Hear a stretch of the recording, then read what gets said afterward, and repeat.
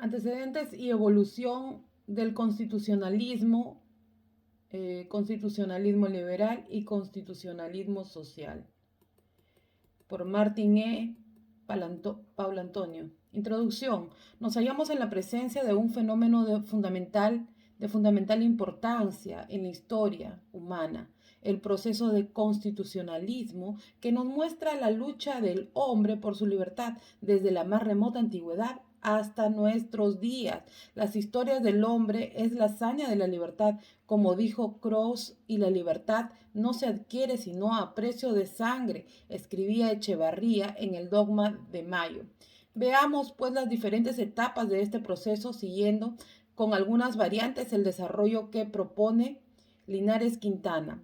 2 etapas. A. Antigüedad. Predomina la idea del Estado, fin sobre el individuo, medio, o bien no existía libertad política alguna, como en las monarquías teocráticas absolutas de Oriente, Persia, Egipto. Si bien había libertad política, el individuo se hallaba en una virtual esclavitud civil.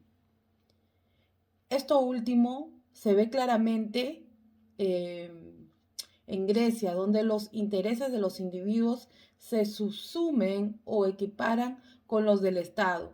Aristóteles es muy claro cuando sostiene que la felicidad del individuo es la misma que la del Estado. Política, libro cuarto, capítulo 2, en su libro La política de Aristóteles. En síntesis, los principales pensadores griegos, si bien no ignoraron la condición del hombre como ser libre, circunscribieron esa libertad a lo político, olvidando que esta es solo un medio para la libertad civil, que en sentido amplio comprende la posibilidad de realizar todo acto que no dañe a terceros. Artículo 19 de la Constitución Nacional. El pensamiento romano, a diferencia del griego, considera al Estado y el individuo como entidades separadas y distintas, y la existencia del Estado encuentra su justificación en la protección de los derechos individuales. Decía Cicerón en la República, que la República es cosa de pueblo, no es toda reunión de hombres congregados de la cual de cualquier manera, sino la sociedad formada bajo la garantía de las leyes como objeto de utilidad común. Entre paréntesis, Cicerón. El cristianismo completa las ideas de los estoicos y separa netamente, al menos en el plano teórico, la esfera temporal de la espiritual, mediante la conocida frase evangélica, dad al César lo que es del César y a Dios lo que es de Dios. Pero quizá preocupado en esta demasía por la vida supraterrenal, no se ocupa con tanto énfasis de la libertad terrenal como lo demuestra la justificación de San Pablo, de la esclavitud. Quien es llamado por Dios, aunque sea siervo, es en Dios libre obedece a tu amo como al Señor.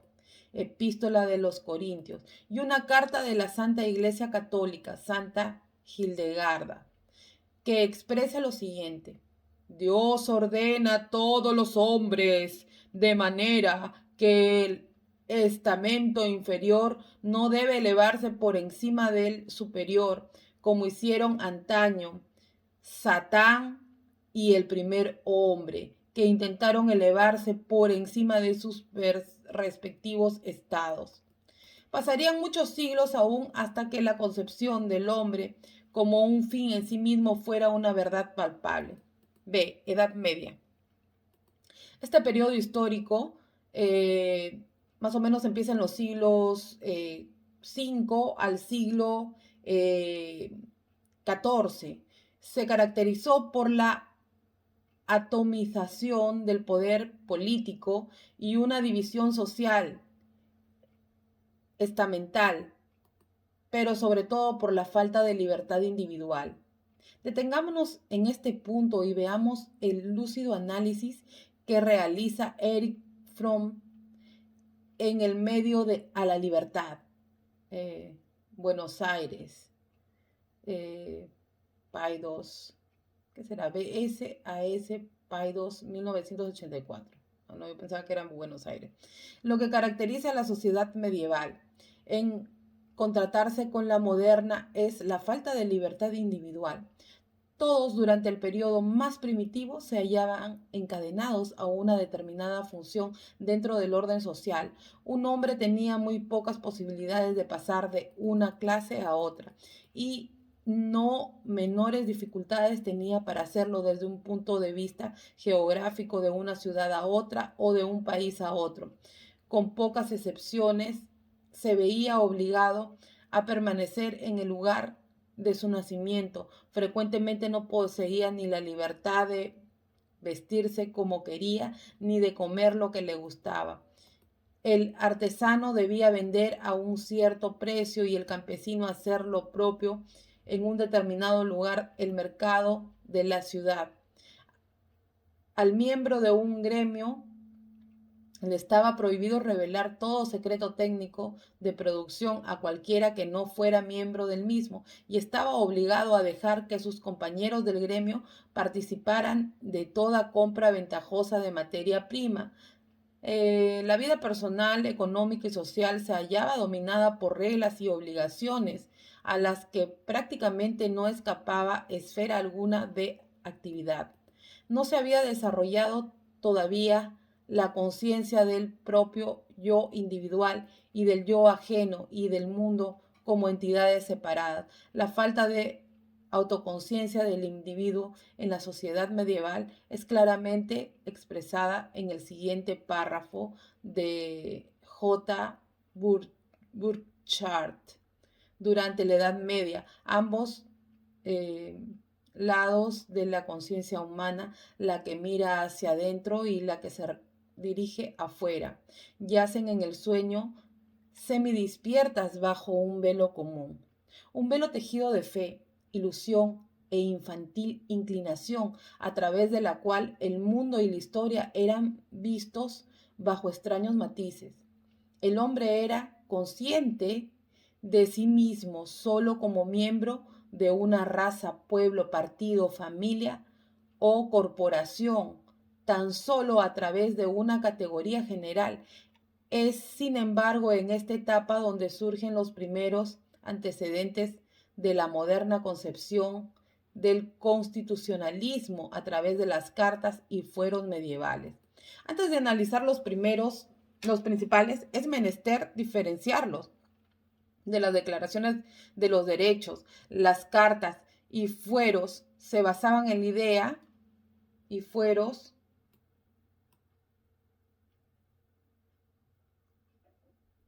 se basaban en la idea de un poder absoluto del monarca, el que graciosamente o por acuerdo con los señores concedía a los súbditos ciertas franquicias o derechos, siendo además sus destinatarios limitados, solo los hombres libres.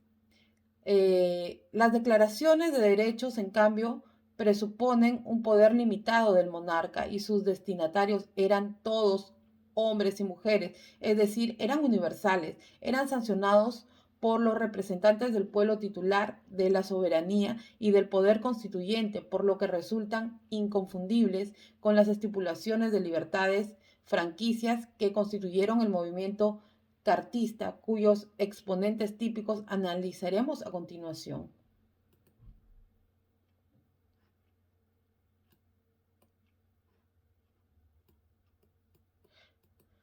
La Carta Magna de Inglaterra, por el rey Juan sin tierra, el 15 de junio del 2015, establece la prohibición, salvo casos excepcionales, de establecer tributos sin el consentimiento del Consejo del Reino. Otra de sus disposiciones fundamentales es el artículo 48. Nadie podrá ser aprisionado, arrestado ni desposeído de sus bienes, costumbres y libertades, sino en virtud del juicio de sus pares, según la ley del país, que constituye un antecedente de habeas corpus y del due process of law. Debido al proceso legal, el artículo 18 de la Constitución Nacional. También en España encontramos documentos llamados fueros que operan, como limitaciones a la entonces todopoderosa voluntad del monarca. Probablemente más importante fue el Fuero de Aragón de 1823. Este estatuto, al igual que las constituciones modernas, era la ley suprema a la que el mismo monarca debía obediencia, existiendo, si bien en forma rudimentaria, un controlador de constitucionalidad a cargo de un funcionamiento llamado Justicia Mayor. También funcionó en dicha época el juicio de manifestación, que para Linares Quintana constituyó una garantía de la libertad física corporal de las personas que nada tiene que envidiar a las más perfeccionadas garantías actuales. Los albores de la Constitución, del constitucionalismo, el Renacimiento y la Reforma. El Renacimiento trae como un cambio fundamental en la cosmovisión imperante, que de un teocentrismo pasa a un antropocentrismo. Termina de este modo la infancia de la humanidad. El hombre empieza a tomar conciencia de sí y la preocupación por la salvación es reemplazada por mundanidad. El hombre se niega a aceptar todo por la fe. Nace la ciencia y con ella un nuevo hombre, el individuo. La reforma fue vehemente, el ataque contra la jerarquía eclesiástica, estructura dominante de la época. Se niega el principio de autoridad y se exige una amplia libertad de conciencia. El individuo es conceptuado un valor esencial, siendo este último la base fundamento filosófico del autogobierno, pero no debemos creer en el movimiento reformista fue uniforme, en que el movimiento reformista fue uniforme en cuanto a la creencia del valor de la libertad humana. Podemos distinguir el luteranismo, uno, esencialmente individualista, para el que no hay fuerza alguna que pueda ejercer coacción sobre la mente humana, ni el obispo, ni el papa, y ni ningún otro hombre tienen el derecho de imponer ni una sola sílaba de ley a un cristiano sin su consentimiento, y quien lo hiciere lo hará siguiendo el espíritu de la tiranía. Martín Lutero. La libertad del hombre cristiano. El calvinismo, sistema de pensamiento que mediante la creencia en la predestinación se convirtió en una encendida defensa del statu quo. Calvino, poco valor, reconocía la libertad de conciencia, constituyendo el sistema político propugnado a un autoritarismo de base teocrática. Un paso más adelante en este camino hacia la libertad o constituyen los documentos ingleses que brevemente veremos a continuación: el Agreement of the People y el Instrument of Government. El acuerdo de la gente y el instrumento del gobierno sería. En 1647, el momento clave de la revolución puritana, el Consejo de Guerra de Cromwell elabora el Agreement of the People, el pacto de acuerdo del pueblo, claro, el acuerdo del pueblo. Sin que lo llegara a sancionar. Lo más importante de este documento es la idea de limitar el poder del Parlamento, colocándolo como ley suprema fuera del alcance de sus poderes, declarando en forma expresa los derechos que ninguna autoridad podía allanar sin delito. Si bien, como dijimos antes, el pacto no tuvo sanción, sus principios influyeron notablemente en el instrumento, que si la obtuvo y se promulgó el 16 de diciembre de 1653. Este documento, como ley suprema escrita, constituye la única constitución de ese carácter que conoció en su historia el reino inglés. Entonces, Jelinek hace notar esta paradoja, situación cuando en su teoría del Estado dice que la idea de una constitución escrita ha nacido en el Estado, que precisamente hasta hoy no ha tenido ninguna. El último paso que daremos antes de entrar de lleno en el constitucionalismo propiamente dicho es el análisis de importantísimo hito, la Revolución Francesa y la Declaración de los Derechos del Hombre y del Ciudadano. La Revolución Francesa y la Declaración de los Derechos del Hombre y del Ciudadano. Nos vamos a ocupar aquí del aspecto histórico de la revolución. No nos vamos a ocupar, aquí del aspecto histórico de la revolución ni de las posibles críticas a uno de sus principales ideológicos. Rousseau, por su idea de la voluntad general como entidad supraindividual y la inevitable consecuencia de un totalitarismo democrático. Lo más importante idea que propagó la revolución fue la necesidad de una constitución escrita, por creerse que un pueblo libre para ser tal debía tener una ley fundamental que fuera expresión de la voluntad de la nación.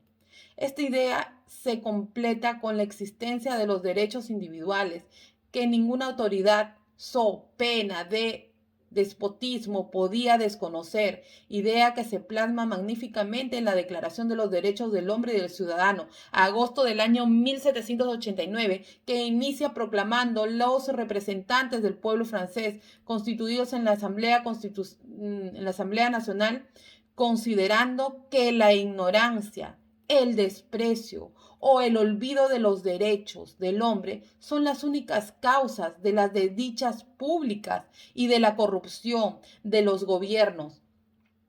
Han resuelto exponer en una declaración solemne los derechos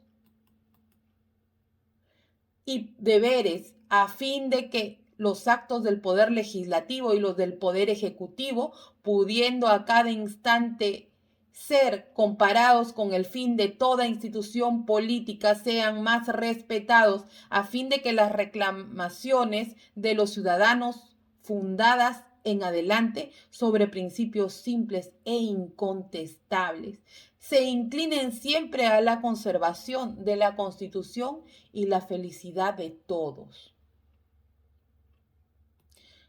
Son sus disposiciones más importantes. 1.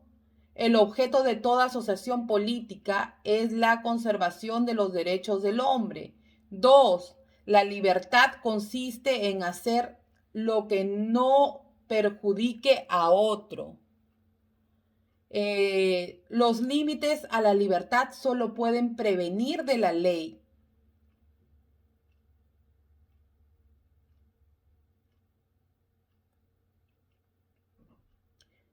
4. Debido al proceso legal. 5. Libertad de expresión y de conciencia.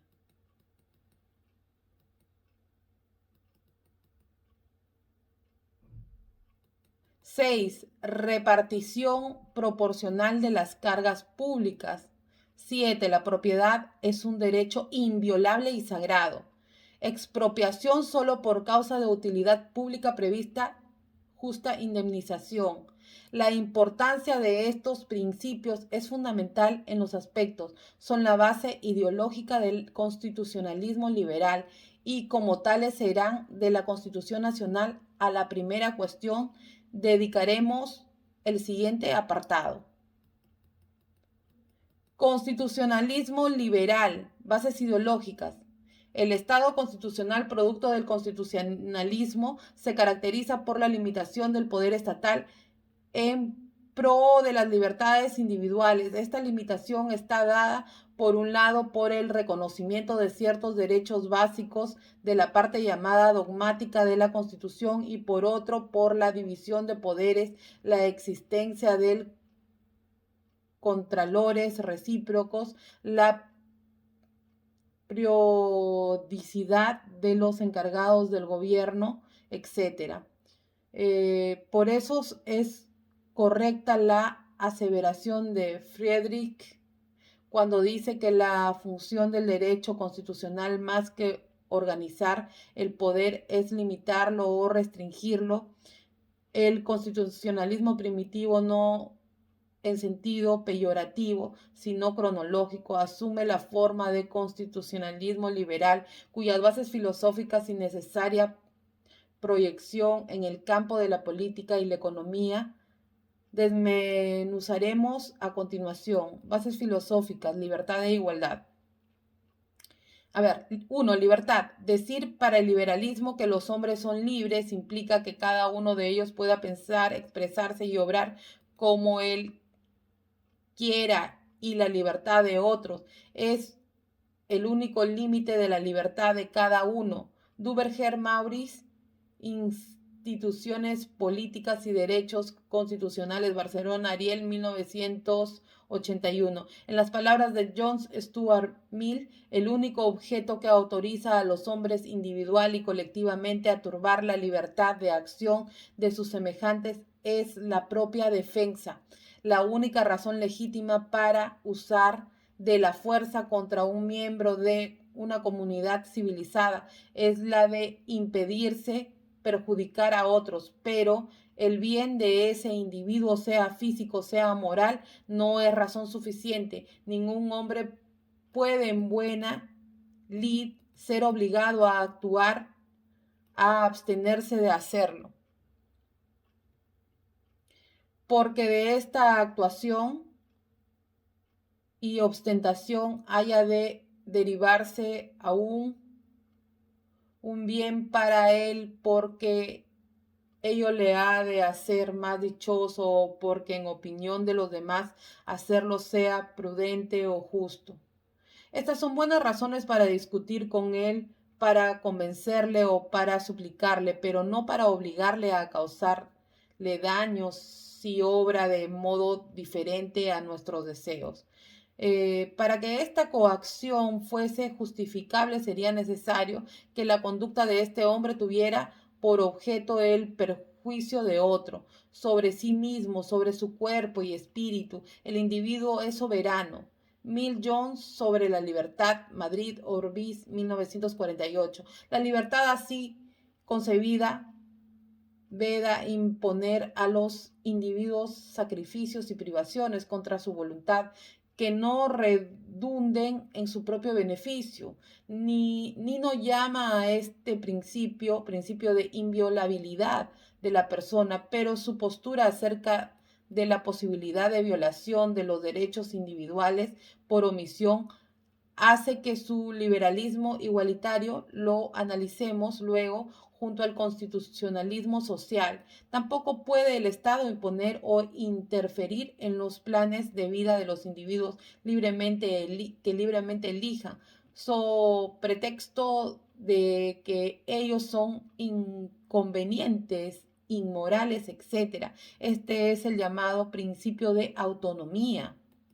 2. Igualdad. Es decir, para el liberalismo que los hombres nacen iguales significa que nadie puede beneficiarse por herencia de derechos, de privilegios que lo coloquen por encima de otros. Herencia debe entenderse como prerrogativa de sangre, no como sucesión por causa de muerte. Pero en el concepto de igualdad no implica todavía más, lo excluye que todos los hombres tengan en realidad el mismo estatus, bienestar económico. Al ser la libertad el valor supremo, la igualdad se limita a una igualdad de posibilidad de tratamiento frente a la ley. Veremos más adelante cómo juega la igualdad ante el problema de la miseria. B. Proyección de las bases. Conjugando los principios de libertad e igualdad, llegamos a una conclusión de que el liberalismo exige un gobierno representativo. ¿Por qué? Una respuesta simple, sin ahondar en profundas cuestiones filosóficas acerca de la justificación o superioridad moral de la democracia, sería la siguiente. Al ser los hombres libres e iguales, ninguna autoridad puede imponerles por ser per se o obediencia. El poder no puede basarse más que en el acuerdo o consejo de los miembros de la sociedad. Nadie puede ejercer el gobierno de una comunidad sino por el consentimiento de los ciudadanos que le delegan el derecho de mandarlo. De ahí se derivan como consecuencias necesarias el sistema representativo y las elecciones. Exige también, ya entrando en el terreno de la política económica, la plena vigencia del principio que enunció Adam Smith, que limita la acción del Estado a las actividades que los individuos u otras asociaciones menores no pueden realizar, principio de subsidiariedad. Lo hasta aquí expuesto no nos debe llevar al grosero error de identificar a la ideología liberal con el lema de laissez-faire, laissez-passer. Le monde va de lui-même, dejar de hacer, dejar de pasar. El mundo va solo por su rumbo. Si cometemos tamaño equívoco, reduciremos una teoría filosófica, una forma de vida, a una simple teoría económica y caeremos en un liberalismo que no es tal, una postura egoísta que ignora la miseria ajena y se ufana soberbiamente de las desigualdades económicas. Por el Pero el lector podrá preguntarse si el liberalismo exige de algún modo una manipulación de economía. ¿Cuál es la diferencia con un sistema social estatista que respete de los derechos individuales? Evita intencionalmente entrar en la polémica de si es posible separar la libertad económica de la libertad general, en parte porque ello implica debatir intrincadas teorías filosóficas como la de Hayek, según la cual en el estatismo se encuentra el régimen del totalitarismo, en parte porque el tema será tocado al desarrollar el constitucionalismo social. La respuesta a este interrogante nos lleva a postular una solución liberal para los problemas económicos muy diferente a la que puede proponer una social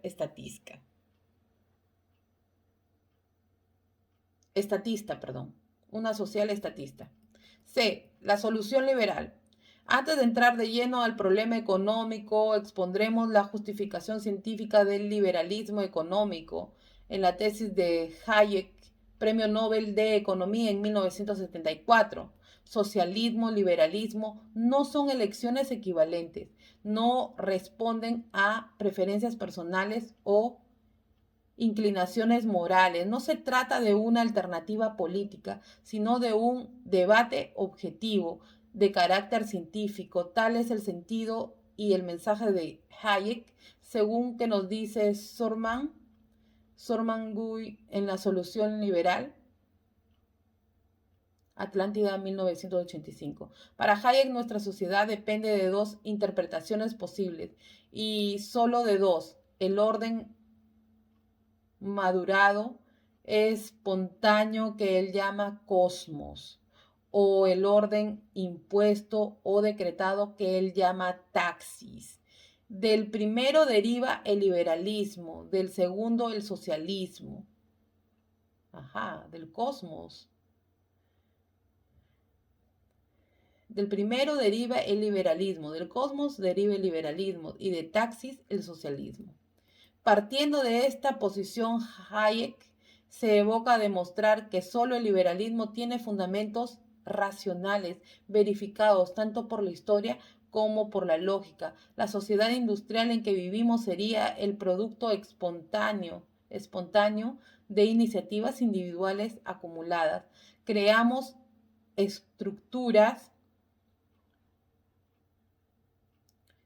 instituciones que demostraron ser esenciales para nuestra supervivencia y prosperidad sin planificarlas.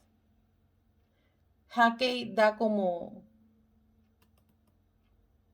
ejemplo la familia y la propiedad privada. La sociedad obedece a un proceso biológico.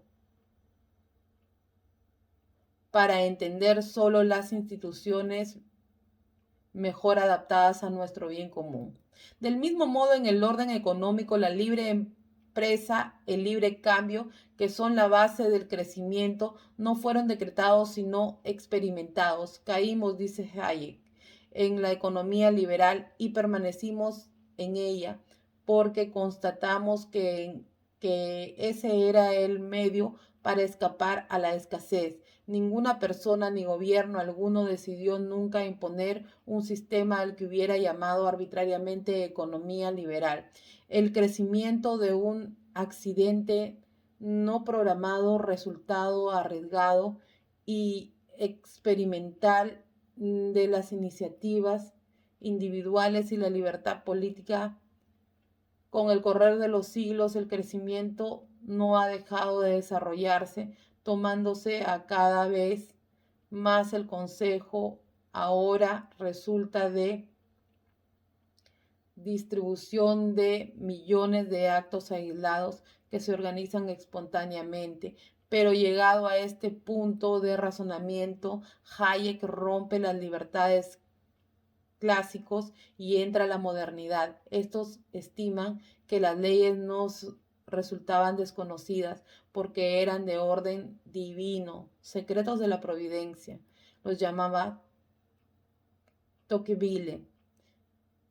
Hayek es ateo y considera que las leyes del mercado escapan a nosotros solo porque son demasiado complejas para ser dominadas científicamente. Así, el mercado administra una cantidad infinita de informaciones económicas que operan constantemente, ajustes instantáneos, operaciones que sería rigurosamente imposible determinar de manera centralizada la superioridad de la espontaneidad del mercado. Aparece asimismo una especie de verdad o evidencia experimental. A la inversa, el orden decretado supone que es imposible dominar las leyes del progreso y construir una sociedad planificada. Para Hayek, esto es una ambición de mente. La idea de la burocracia estatal tenga la capacidad técnica de recoger suficientes informaciones centralizadas y orientarlas es insensata. Nadie es lo suficientemente inteligente para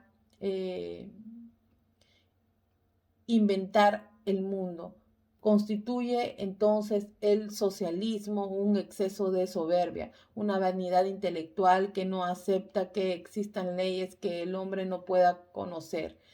Pasemos ahora a la propuesta del liberalismo contemporáneo para solucionar los problemas económicos, mientras un sistema social estatista manipula a toda la sociedad para responder a las necesidades de algunos. La actitud liberal consiste en dejar de funcionar naturalmente a la sociedad y aportar una ayuda directa. Por ejemplo, por medio de subsidios y otros medios, ayuda social a quienes quienes lo necesitan realmente. La pobreza y la desocupación deben de dejar de ser consideradas enfermedades vergonzantes.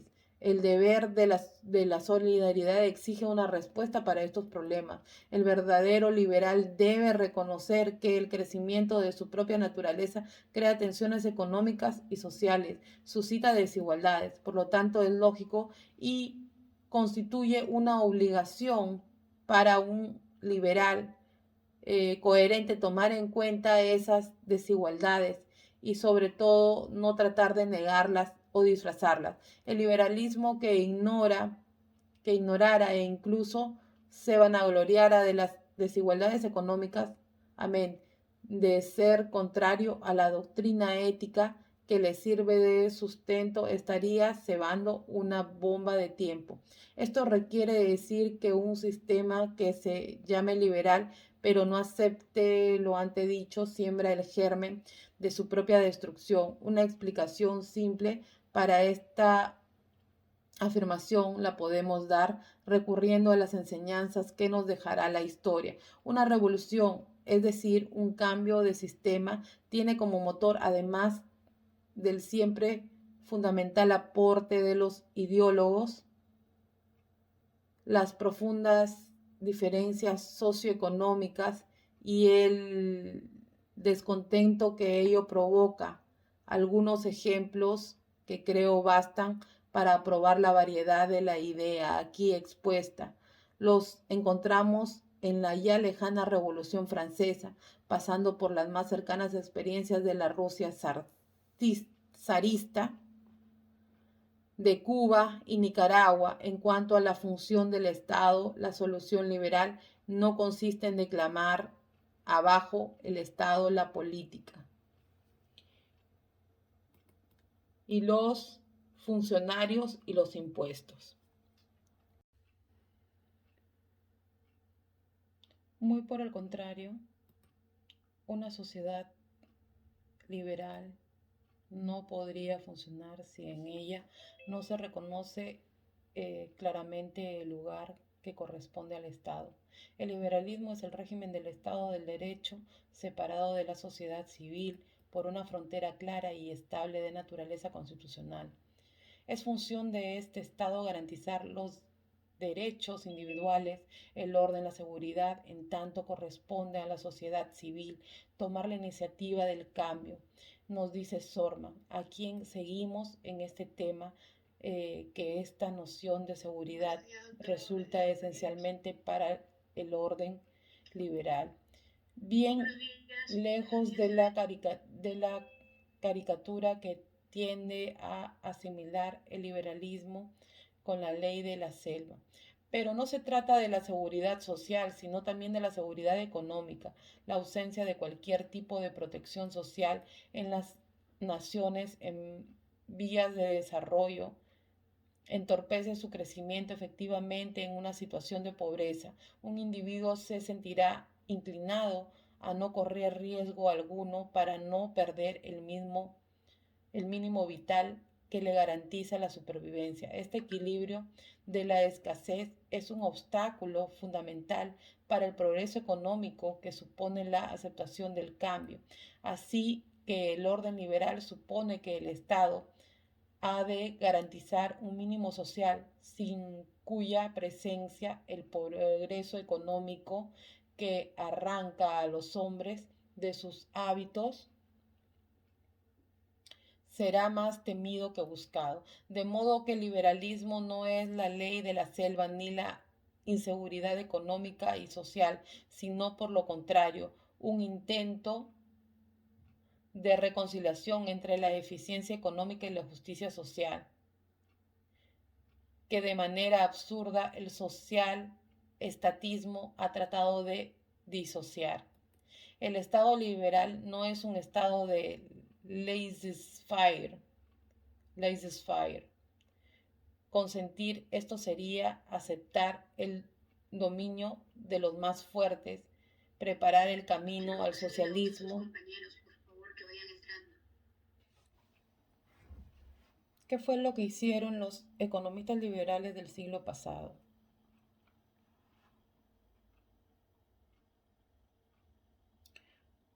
Nada más inestable que una economía de mercado. Por lo tanto, ser liberal no significa pretender que el mercado, como si fuera un mecanismo mágico, resuelva todos los problemas. Sin un Estado fuerte y respetado, el mercado sucumbe a los monopolios. Y si el Estado interviene demasiado, no quedan vestigios de mercado. La economía de mercado no es una cuestión teológica o dogmática, sino de circunstancias de examen crítico, determinar teniendo siempre en cuenta la superioridad del orden espontáneo. Si corresponde al Estado intervenir, constituye por excelencia el objeto del debate político.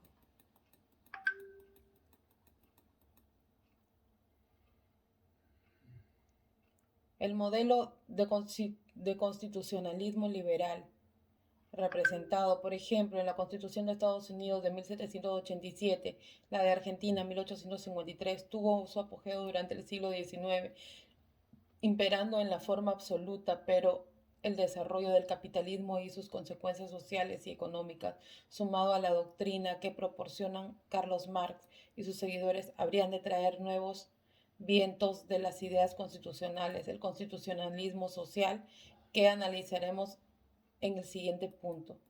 Constitucionalismo social, ideología práctica. Casi con la finalización de la Primera Guerra Mundial, surge un importante fenómeno en la historia constitucional, el constitucionalismo social, al que podemos caracterizar primariamente como un vasto movimiento que trata de conciliar el interés individual con el interés de colectividad.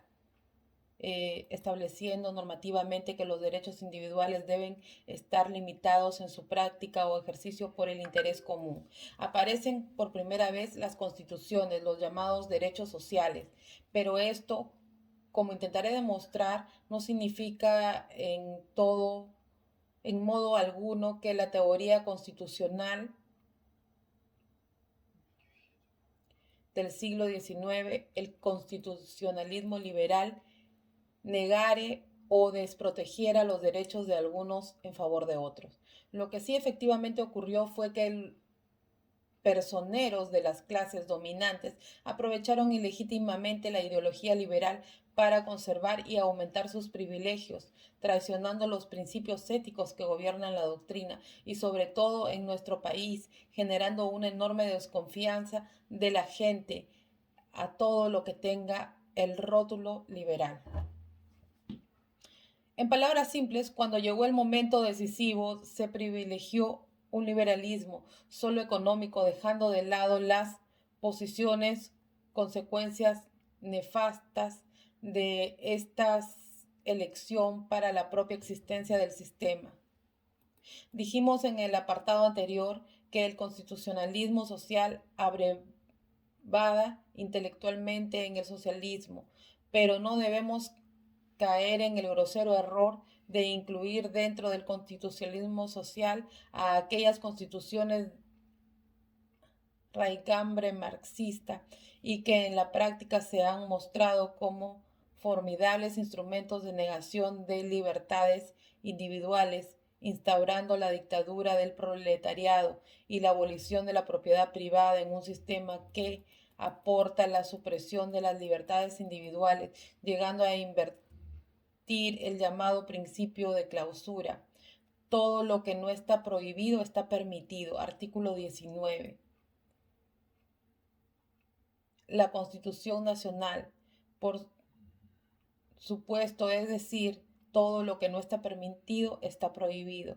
De estas constituciones, por ejemplo, las soviéticas 1918, 1924, 1936, 1977, encuadran dentro de la calificación ontológica que formula el profesor Karl Lowenstein en las constituciones semánticas, que son aquellas constituciones disfraz que establecen un mero sistema normativo que sirve para justificar la detentación del poder por sus actuales poseedores sin respetar los derechos individuales. En cambio, el constitucionalismo social es un movimiento o tendencia esencialmente democrática, con amplio reconocimiento de los derechos y garantías individuales, aunque en su ejercicio se impongan a sus titulares limitaciones fundadas en el interés común sin alterar esencialmente su contenido. Son algunos ejemplos de esta tendencia las siguientes leyes supremas: México 1917, Alemania 1919, Austria 1920, Yugoslavia 1921, España 1931 y luego la Segunda Guerra Mundial, con el auge social democracia, con el auge de la socialdemocracia, podemos agregar la de Francia de 1958 y recientemente España en 1978. Transcribiremos a continuación las cláusulas más sobresalientes de algunas de estas constituciones para poder apreciar cómo se proyectan sus principios en letra de la ley y luego analizaremos un tema fundamental, importancia de la posibilidad de violar los derechos de nuestros semejantes por omisión u otro concatenado a este, la necesaria actuación del Estado para evitar y subsanar esta violación. Principales cláusulas del constitucionalismo social. La nación tendrá todo tiempo de derecho de imponer la propiedad privada, las modalidades que dicte el interés público. El artículo 27, cláusula 3. Se busca con esta cláusula eliminar los latifundios y aumentar la productividad, derecho de huelga, lockout, reconocidos, expresados en el artículo 127. La Constitución Mexicana de 1917, primera del género social, consagra los principios fundamentales del derecho laboral constitucional, reconociendo también el derecho de los trabajadores a participar en las ganancias de la empresa. 3. La vida económica debe ser organizada conforme a los principios de justicia y tendiendo a asegurar a todos una existencia digna del hombre. Artículo 151. Dentro de estos límites, la Constitución alemana de Weimar de 1919 garantiza la libertad económica. La propiedad obliga y el uso debe ser igualmente en interés general. Artículo 154. Se garantiza a todo alemán el derecho de trabajar, distinto del derecho de trabajar. O sea, el derecho a ganarse la vida mediante un trabajo productivo y en caso de que éste no pudiera serle procurado, deberían asegurarse los medios de existencia necesarios. Artículo 163. Podemos observar que a través de estas disposiciones que el constitucionalismo social exige una participación activa del Estado en la vida económica de la comunidad. Es que para esta postura es posible, a diferencia del constitucionalismo liberal clásico, la violación de los derechos del hombre por la mera omisión. Antes de analizar esta posibilidad, cerraremos el párrafo con una frase de Ben Peters. Los principios sociales y el Estado democrático. 1984. Que creemos sintetiza en la buena medida de la concepción social que estamos analizando. Las personas que consideran conveniente la reglamentación estatal que se ha producido en estos años recientes a menudo tratan de reconciliarla con la libertad.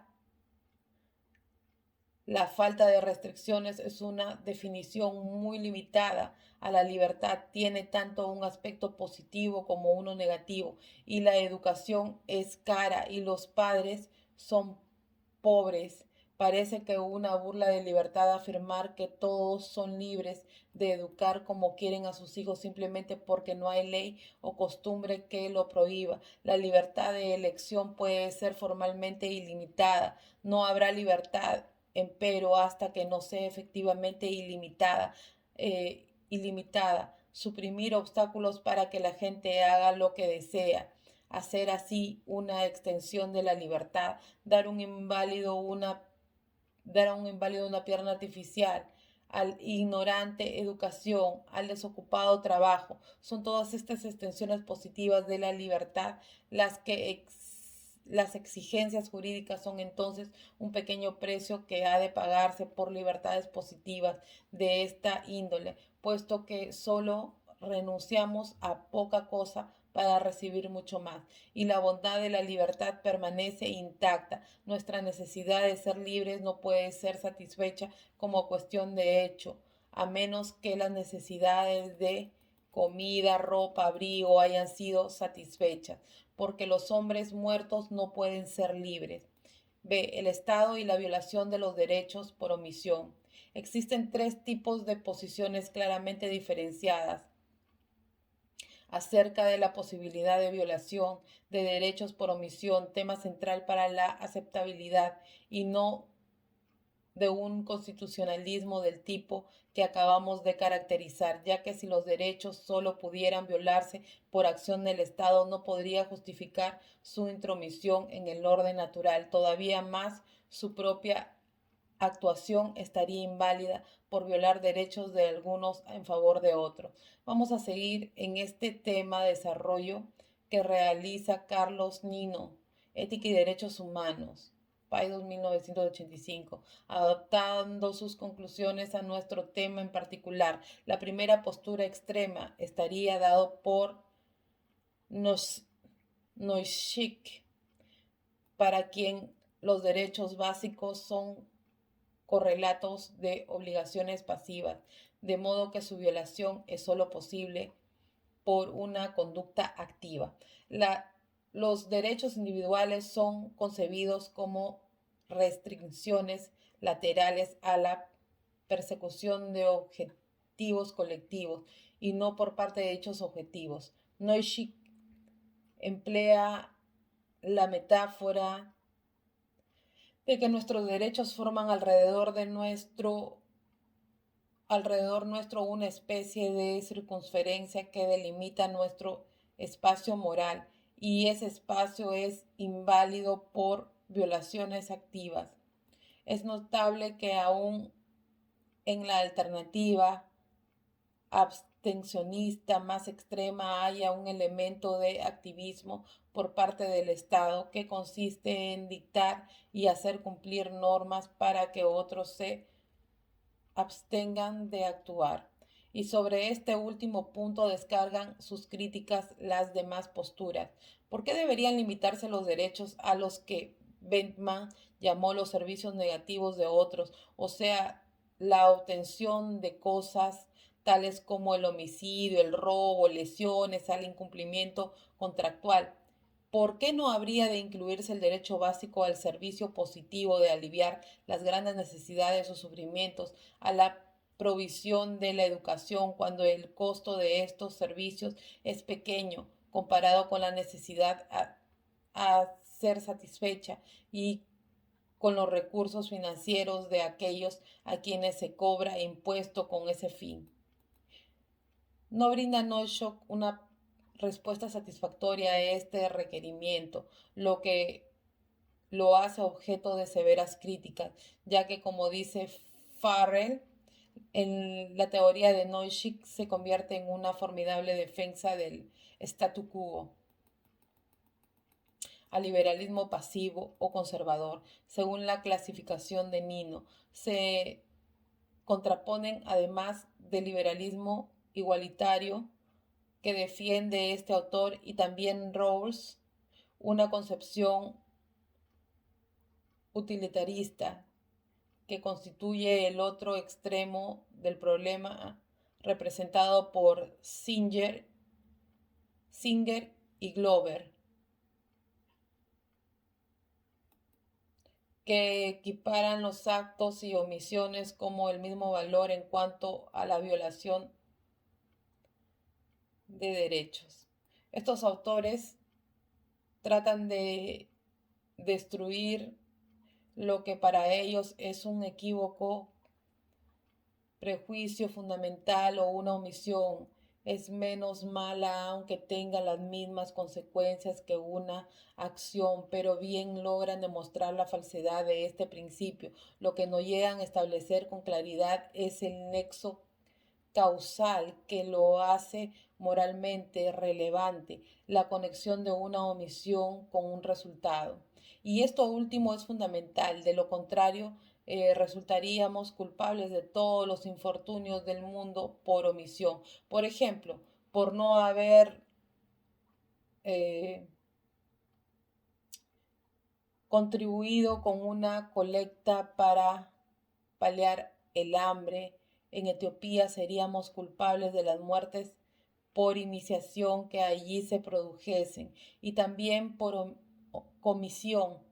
Con el mismo ejemplo anterior, si hubiésemos contribuido y la comida enviada estuviera envenenada, también seríamos responsables. Si tomáramos el nexo causal en sentido amplísimo, produciríamos una hipertrofia de la responsabilidad y todo el mundo sería culpable de todo. Resulta pues necesario abandonar un criterio como el de, el de, el de la conditio sine qua non, conditio sine qua non, buscar a otro que sea aceptable. Así es donde Nino toma la posta dejada por Singer y Glover y ofrece una postura intermedia entre las dos expuestas, que si se la comprende y se encuentra aceptable, puede brindar una justificación para el constitucionalismo social, solo y cuando hay una expectativa fundada en hábitos, convenciones, rutinas aceptadas de comportamiento activo. El sentido común concibe un acto negativo u omisión como causa de un cierto resultado, puesto que en este caso la falta de acción no es parte de las circunstancias normales y las consecuencias es condición suficiente del resultado si hacemos abstracción de las circunstancias corrientes en el contexto que el resultado se produce. Si lo normal era la situación o comportamiento activo, podemos decir, salvo circunstancias anómalas, que si el resultado no se hubiera producido ello, implicaría que la omisión en cuestión no se habría dado. Cuanto más fuerte es la expectativa de una conducta positiva, más inclinados estaremos a considerar a esa omisión.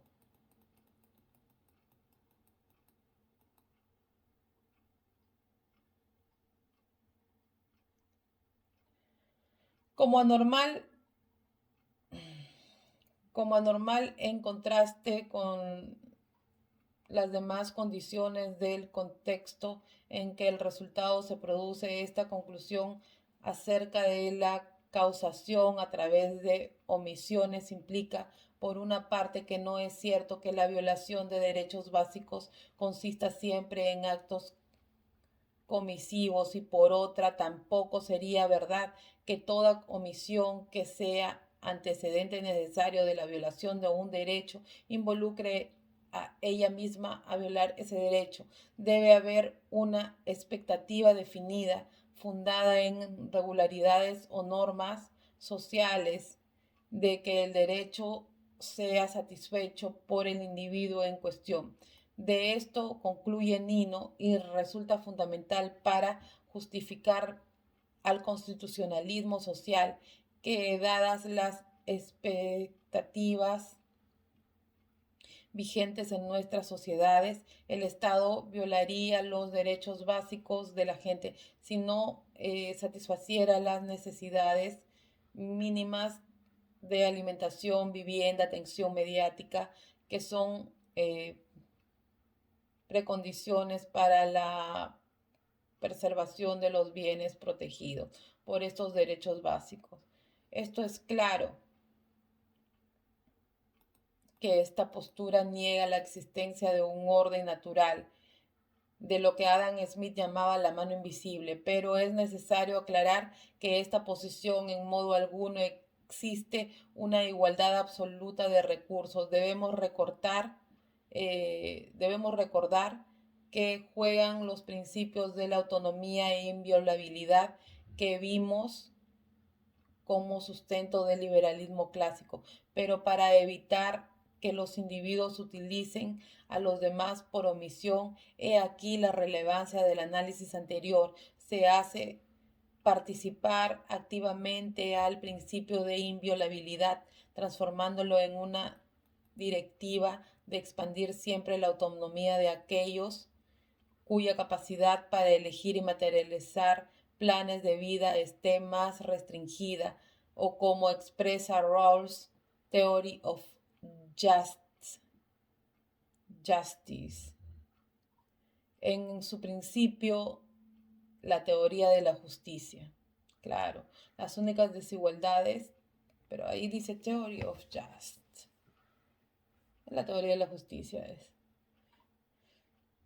Las únicas desigualdades justificables son lo que favorecen a los menos favorecidos por esa suerte de la teoría natural que nos da determinados recursos y posibilidades desde nuestro nacimiento, ya que ello implicaría seguramente la violación de los derechos de unos en favor de otros, lo que está vedado con los principios que analizamos anteriormente.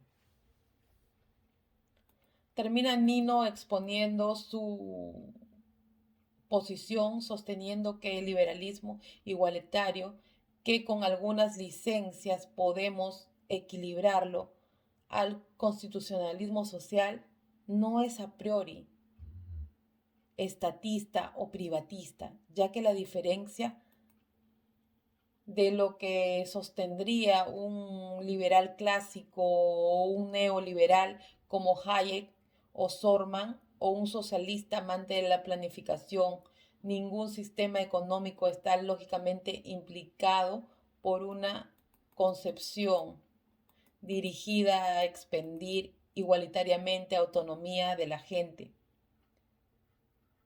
ya que la validez de uno u otro sistema estará dada por su eficacia como instrumento para satisfacer ese ideal, lo que significa que esta postura está abierta a cualquier demostración de que organismos creados para asegurar una autonomía distribuida igualitariamente en realidad la menoscaban,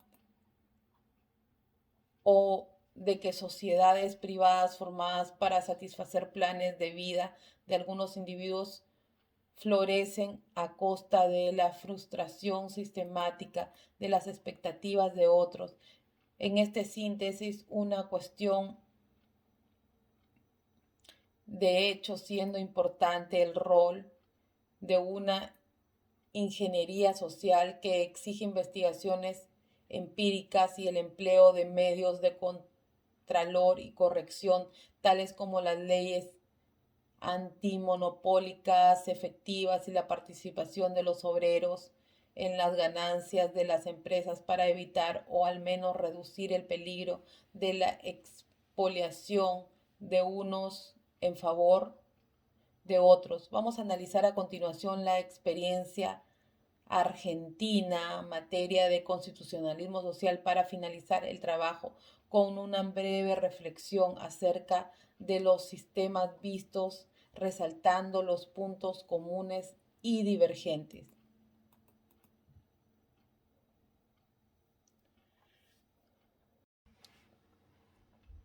C. El constitucionalismo social y la experiencia argentina. No es muy feliz la experiencia argentina en el tema que nos ocupa. El constitucionalismo social llega a través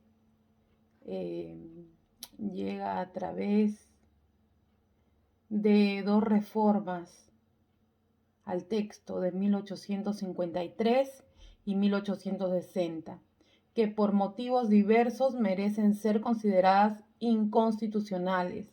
La primera reforma aludida es la de 1949, a la cual, dejando de lado su carácter demagógico, populista y político, la principal crítica que le podemos realizar radica en su inconstitucionalidad manifiesta. El artículo 30 de la Constitución Nacional establece que ella puede reformarse en todo o cualquiera de sus partes. La necesidad de la reforma debe ser declarada por el Congreso con el voto de 2/3 partes de sus miembros, por lo menos, pero no se efectuará sino por una convención convocada al efecto. Por su procedimiento de la reforma, la Constitución Nacional es rígida, por lo que, de acuerdo con Linares Quintana y González Calderón, el artículo 30 debe ser interpretado restrictivamente. Esto quiere decir que cuando la Constitución dice 2/3 partes de sus miembros, ella se refiere a 2/3 partes del total de diputados y senadores. La declaración de necesidad de la reforma en 1949 consideró las 2/3 partes de los miembros presentes, desvirtuando así el espíritu de la Constitución.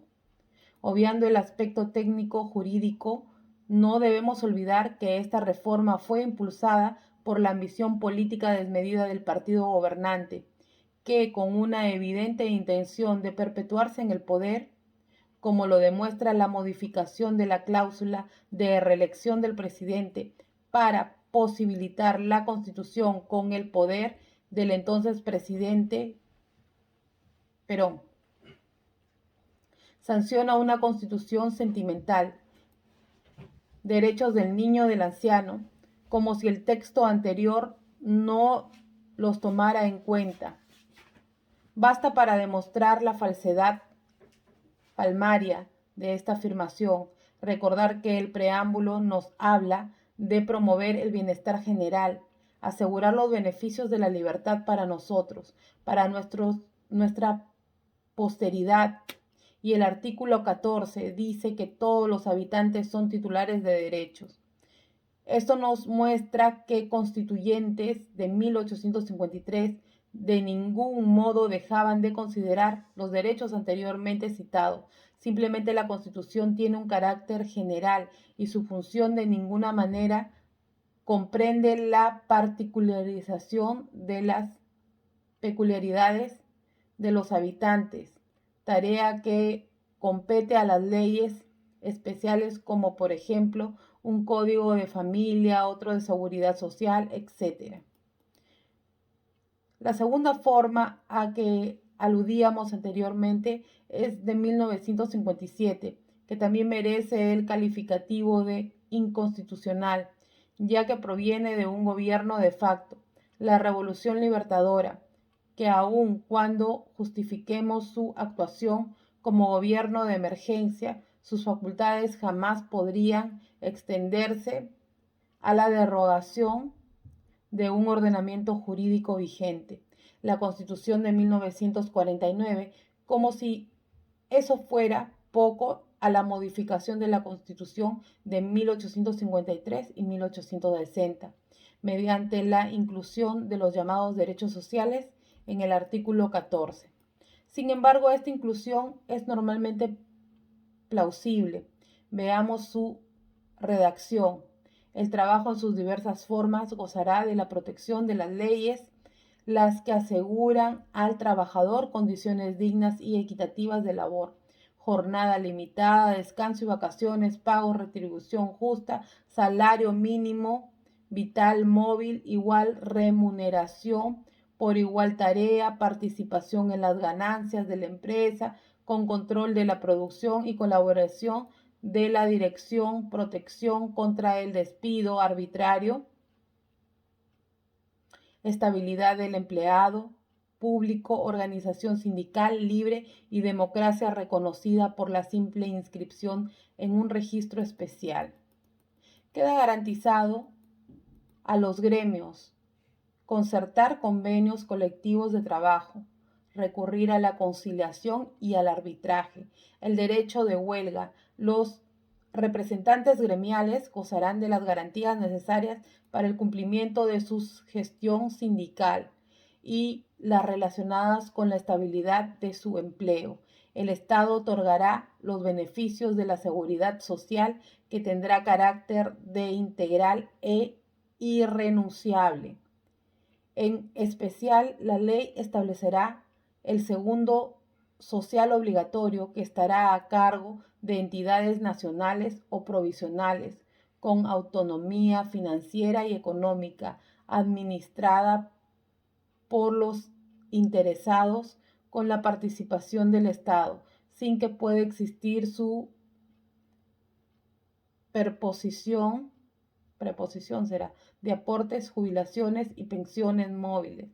La protección integral de la familia, la defensa del bien de la familia, la compensación económica familiar y el acceso a una vivienda digna.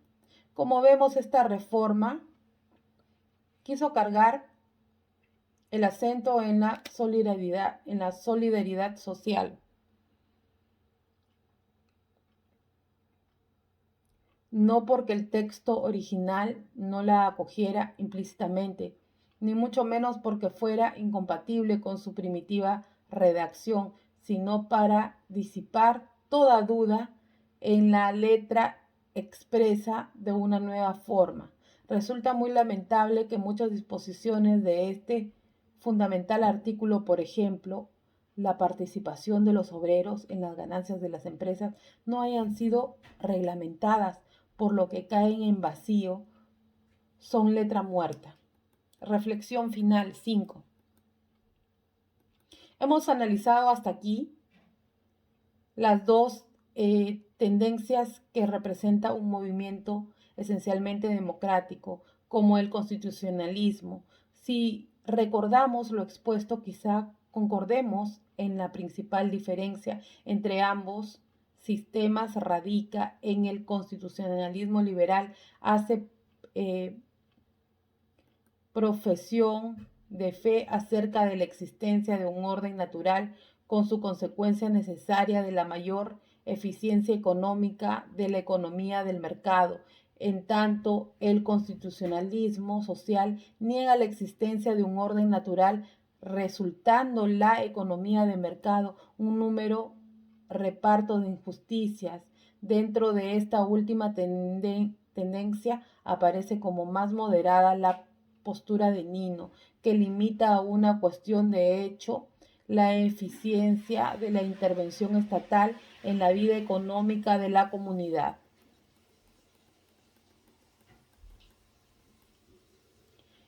Pero como vimos, recordar el mínimo social de Sorman como condición para el progreso del sistema liberal, el liberalismo contemporáneo, del que podemos citar como glorioso antecedente de John Stuart Mill, no propugna en todo caso el abstencionismo estatal.